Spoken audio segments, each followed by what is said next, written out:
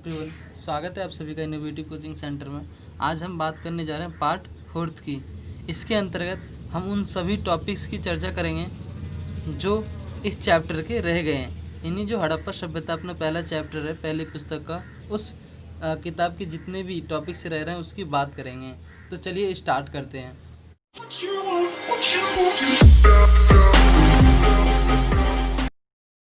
आज का जो पहला टॉपिक है वह है एक रहस्यमय लिपि।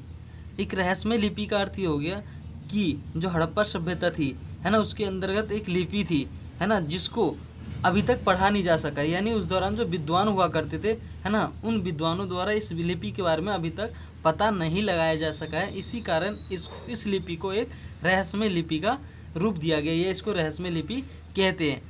और इसमें जो चिन्हों की संख्या थी वो 375 से 400 थी। जैसे आज इंग्लिश अल्फ़ाबेट में 26 और हिंदी में 52 है ना शब्द है, वैसे ही उसमें लिपि की है ना, उस लिपि की जो संख्या थी, शब्दों की संख्या वो 375 से 400 थी। और ये दाईं से बाईं ओर लिखी जाती थी। दाईं से है ना, दाईं से बाईं ओर लिखी जाती थी। ये कैसे लिखी जाती थी? दाईं से बाईं ओर लिखी जा सकती थी।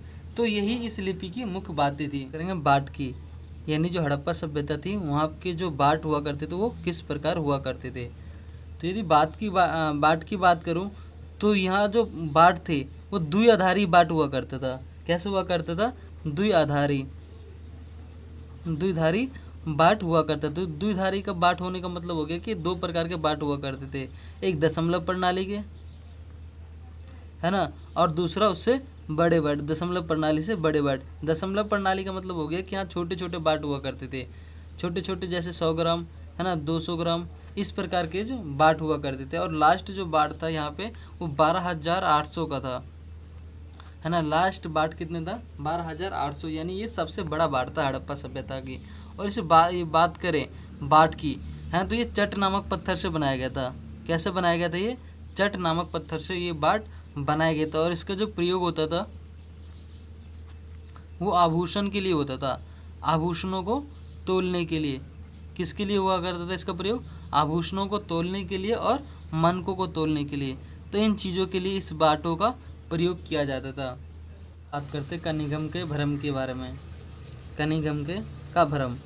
कनिगम का भ्रम क्या था? इससे पहले मैं आपको बता दूं कनिगम कौन था। तो कनिगम भारतीय पुरातात्विक सर्वेक्षण के पहले जनरल डायरेक्टर थे। कौन थे? भारतीय पुरातात्विक सर्वेक्षण के पहले जनरल डायरेक्टर थे। भारतीय पुरातात्विक सर्वेक्षण के पहले जनरल डायरेक्टर थे। इनको भारतीय इतिहास का जनक भी कहा जाता है। इनको क्या कहा जाता है? भारतीय इतिहास का जनक भी कहा जाता है। और ये जो कनिगम थे इनको ना खुदाई से मिली चीज़ों पर ज़्यादा विश्वास नहीं हुआ करता था। परंतु इतिहास के अंतर्गत तो ऐसा देखा जाता है कि जो अधिकतर चीज़ें होती है वो खुदाई के ही माध्यम से मिलती है। और बात करें इनके भ्रम की तो इनका भ्रम ये था कि एक बार एक चीनी यात्री है ना, इनको एक ऐसी हड़प्पई मोहरे दी थी है ना, इनको एक ऐसी हड़प्पई मोहरे दे दी है ना, जिससे ये पहले ही परिचित थे। और फिर इन्होंने उस मोहरे को उस कालखंड में रख दिया जिससे ये परिचित थे है ना। तो इसी कारण ये उस मोहरे के बारे में अधिक जानकारी इकट्ठा नहीं कर पाए। तो यही इनका भ्रम था। करते हैं इस चैप्टर का लास्ट टॉपिक जो है सभ्यता का अंत, यानी हड़प्पा सभ्यता का अंत। इसके अंतर्गत हम ये जानने की कोशिश करेंगे कि आखिर जो इतनी बड़ी सभ्यता थी उसका अंत कैसे हो गया है ना। यदि बात करें अंत की तो अंत को लेकर कोई ठोस साक्ष्य तो हमारे पास नहीं है ना, परंतु इतिहास के अंतर्गत जहाँ साक्ष्य नहीं होता है वहाँ कल्पनाओं के माध्यम से चीज़ों का आश्रय देखा जाता है, चीज़ों के आश्रय को समझा जाता है।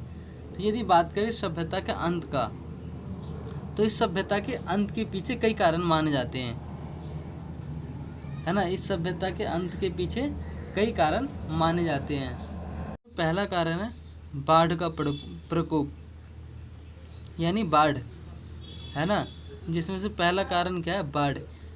बाढ़ पहला कारण इसलिए माना जाता है क्योंकि जो हड़प्पा सभ्यता थी, है ना, ये जो हड़प्पा सभ्यता थी, इसको मैंने आपको फर्स्ट वीडियो में बताया था कि सिंधु घाटी सभ्यता के नाम से भी जाना जाता है ना, यानी जाना जाता था, सिंधु घाटी सभ्यता के नाम से भी जाना जाता है। यदि आपको ये बात नहीं पता है तो फर्स्ट वीडियो आप देख सकते हैं।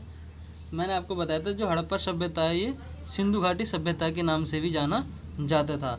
यानी जो बाढ़ है पहला कारण, है ना, वो अंत इसका इसलिए माना जाता है क्योंकि जो ये हड़प्पा सभ्यता थी या कह लें सिंधु घाटी सभ्यता थी, ये नदियों के किनारे बसी हुई थी। ये कहाँ पे थी, ये नदियों के किनारे बसी हुई थी, है ना। तो नदियों के किनारे बसी हुई थी, तो विद्वानों का ऐसा मानना है ना, विद्वानों का ऐसा मानना है कि बाढ़ के कारण ही इस सभ्यता का अंत हुआ होगा। सिर्फ विद्वानों को मानना है कि इतनी बड़ी जो सभ्यता है ना, उसका मात्र बाढ़ के कारण अंत नहीं हो सकता। तो और अन्य विद्वानों ने इसके कई कारण बताए, जिसमें से दूसरा कारण जो है वो महामारी को बताते हैं, है ना। उनका ऐसा मानना है कि जब बाढ़ आई होगी तो कई व्यक्ति उसमें क्या होगा, या कई व्यक्ति उसमें मर गया होगा या दह गया होगा, है ना। इसी कारण वहाँ क्या होगा, एक प्रलय सा आ गया होगा।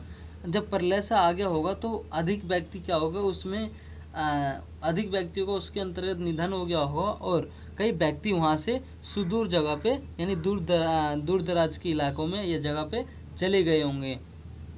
तीसरा कारण है ना, बाहरी आक्रमण।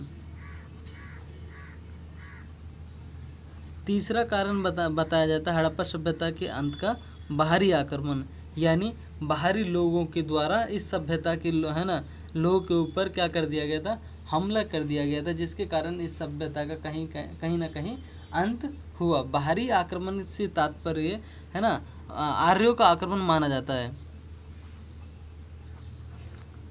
आर्यों का आक्रमण। बाहरी जो आक्रमण हुआ था उसके अंतर्गत आर्यों का आक्रमण माना जाता है ना, जो कि पश्चिम एशिया से आए थे, जो कहाँ से आए थे, पश्चिम एशिया से आए थे, है ना। और विद्वानों का ऐसा मानना है कि इन्होंने ही, जो आर्य आए थे, इन्होंने ही क्या करा, हड़प्पा सभ्यता के लोगों का अंत करने में इनकी महत्वपूर्ण भूमिका थी, क्योंकि ये अपने साथ कई प्रकार की है ना चीज़ें लाए थे, जैसे तलवार हो गए, है ना, और उसके माध्यम से इन्होंने क्या करा, हड़प्पा सभ्यता के लोगों का अंत कर दिया।